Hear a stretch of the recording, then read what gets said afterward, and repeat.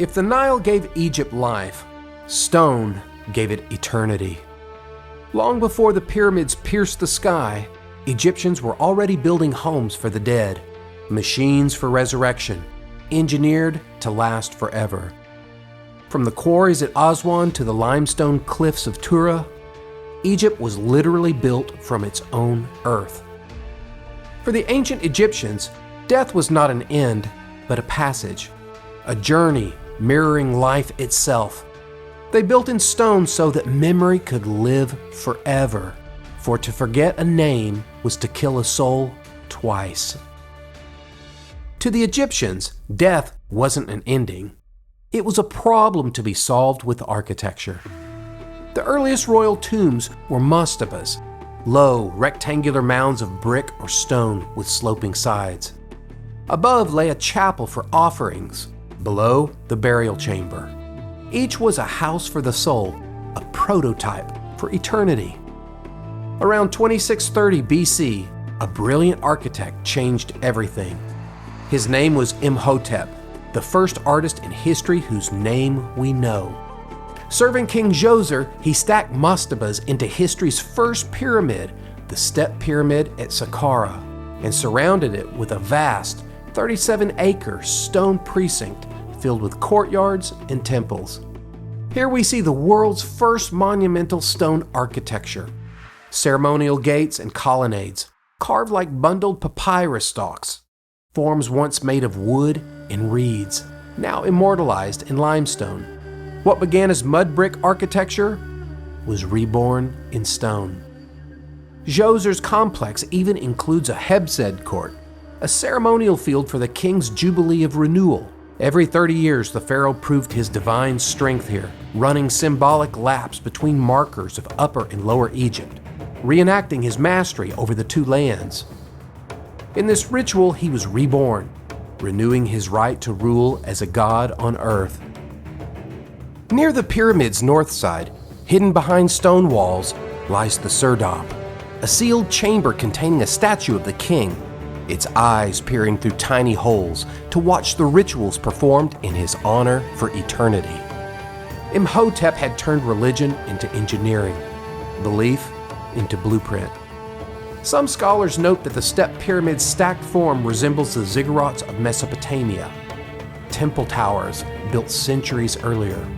There's no proof of direct influence, but both share a common dream: to build a mountain between earth and sky. In Mesopotamia, the ziggurat invited the gods to descend.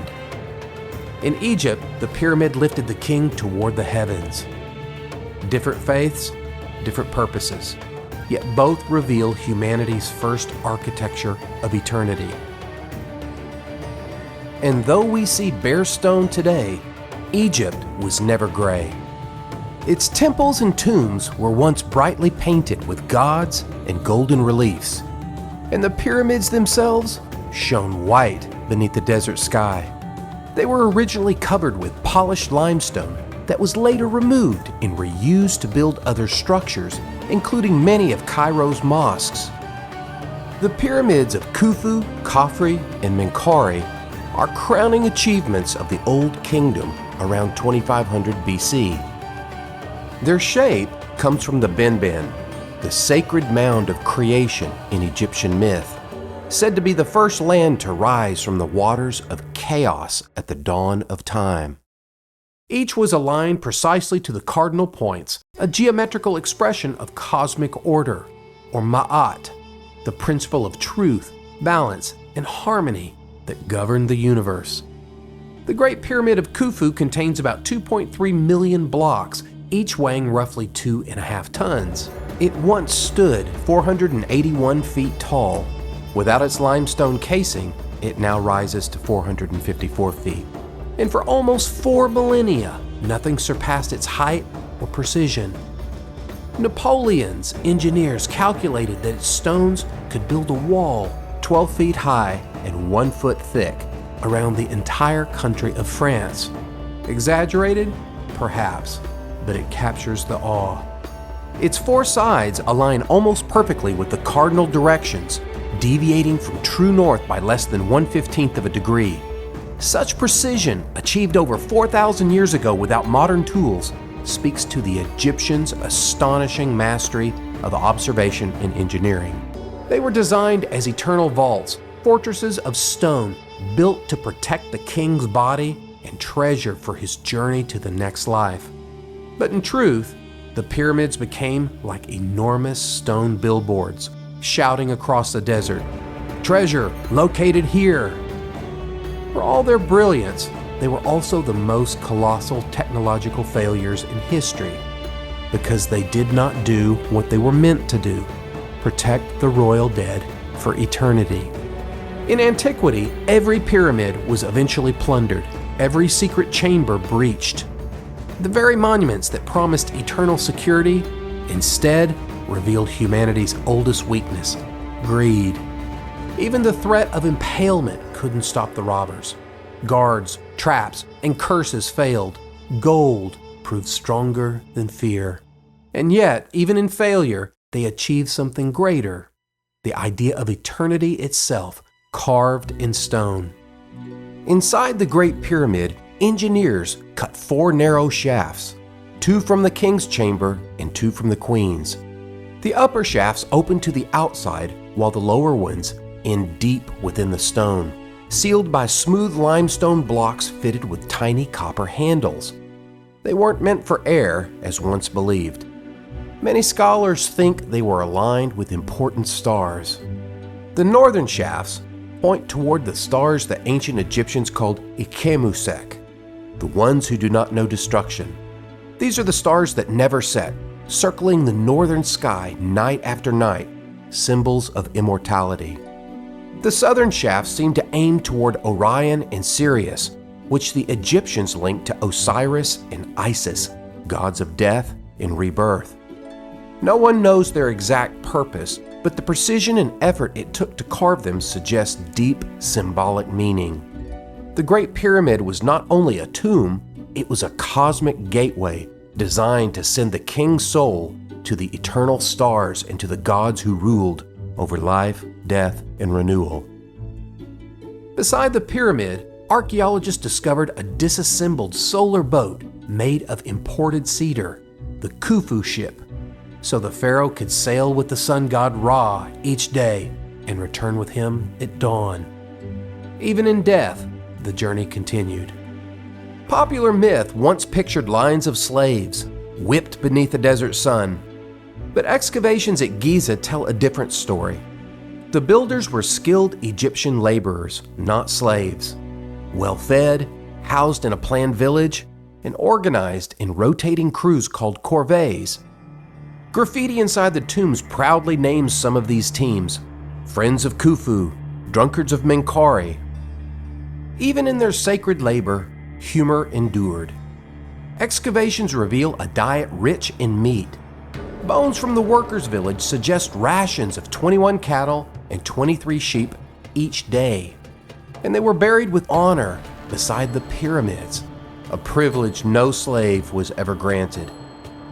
Moving millions of stones required more ingenuity than mystery. A painting from the tomb of Jehudi-Hotep shows a colossal statue hauled on a sled while a worker pours water on the sand ahead, dampening it to reduce friction. They also used water to make the ground perfectly level, and rope measuring surveyors to align the pyramid with true north. These rope stretchers, guided by the goddess Seshat, performed a sacred ritual known as the stretching of the cord before construction began, a ceremony for laying the foundations of temples and pyramids in harmony with Ma'at, the divine order of the cosmos. In a land built on Ma'at, even a straight line was a moral act. Using LiDAR, laser mapping from the air, archaeologists have traced an ancient arm of the Nile that once reached the Giza Plateau, forming a natural harbor for the pyramid builders. These waterways formed a kind of construction port, suggesting that massive stone blocks were ferried by barge from quarries at Tura and Aswan, almost to the base of the pyramids themselves.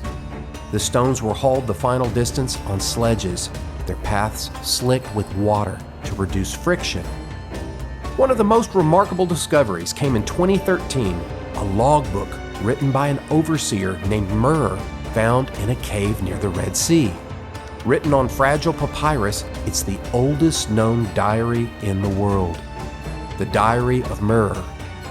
In calm, practical detail, Mur records his crew-faring limestone by boat from the Tura quarries across man-made canals to the construction site at Giza, the horizon of Khufu, as he called it. His words reveal no mystery, only meticulous organization, schedules, teams, and barges moving in rhythm with the Nile. The exact methods remain debated: straight ramps, zigzag ramps, even internal spirals. But the achievement is beyond question. It was built by a civilization whose engineers organized tens of thousands of workers through mathematics, muscle, and faith. Guarding the plateau, the Great Sphinx merges human intelligence with the power of a lion. Carved directly from the bedrock, it likely bears the face of Pharaoh Khafre himself. Traces of pigment show it was once painted in bold reds, yellows, and blues. As for the missing nose, it wasn't Napoleon's cannons, as is often incorrectly claimed. Sketches made decades before his 1798 campaign show the Sphinx already disfigured. In 1737, explorer Frederick Louis Norden drew it without a nose, and the 15th century Egyptian historian Al-Makrizi wrote of a zealot named Saim al-Dar, who in AD 1378 attacked the face of the Sphinx after becoming angered at local peasants, making offerings to it in hopes of increasing their harvest. He condemned it as idolatry, and for his act of vandalism, Saim al-Dar was executed. According to legend, the sands that later buried the plateau were punishment for his desecration. Even monuments this immense erode, by time, by wind, and by belief. The Sphinx is Egypt's warning. Stone endures, but meanings shift. From Egypt's earliest days, one enemy never slept: tomb robbers. The state fought back with hidden chambers, false corridors, plug blocks, and curses carved in stone. Yet every pyramid was looted in antiquity. Perfect at preserving stone, powerless to protect gold. By the New Kingdom, pharaohs abandoned pyramids for rock-cut tombs in the hidden Valley of the Kings, near Thebes, where concealed burials were carved deep into the cliffs to deter thieves. Even there, few escaped violation. Only Tutankhamun's tomb, sealed and forgotten, survived nearly intact, and even that had been entered once by ancient thieves. When plundering spiraled out of control, priests under Ramses IX recorded investigations on the Abbot Papyrus, and later reburied royal mummies in secret caches, such as Deir al-Bahri, to save them from desecration. Egypt's protectors had become its grave robbers and its rescuers. Egyptians went to extraordinary lengths to preserve the body itself, the vessel they believed could live again. The process of mummification was both ritual and science, a 70-day transformation meant to defeat decay. The brain was drawn out through the nose. The lungs, liver, stomach, and intestines were dried and sealed in canopic jars, each watched over by protective deities. The heart, thought to contain memory and conscience, was left in place, as it would be weighed in the afterlife against the feather of Ma'at, the measure of truth. The body was packed in natron salts until dry as stone, then wrapped in linen bandages brushed with oils and resins. Protective amulets were placed between the layers, tiny charms to restore breath, sight, and speech in the next world. Every stage was accompanied by prayers and spells drawn from the Book of the Dead, guiding the deceased through the dangers of the underworld. To Egyptians, this wasn't preservation, it was rebirth, the transformation of mortal flesh into an eternal form. Why go to such lengths?